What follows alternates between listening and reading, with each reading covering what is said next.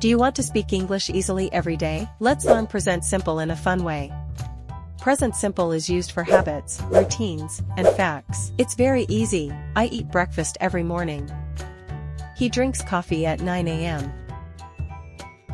I don't eat meat. She doesn't like soda. Do you like apples? Does he play football? Remember, for he, she, it, we add s in positive sentences. Now it's your turn. Try to answer these questions.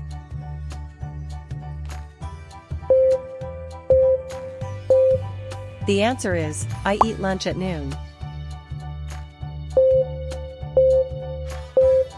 The answer is, does he like pizza? Great job, you just learned present simple. Keep practicing every day and your English will improve fast. Don't forget to subscribe to learn English easily for more videos.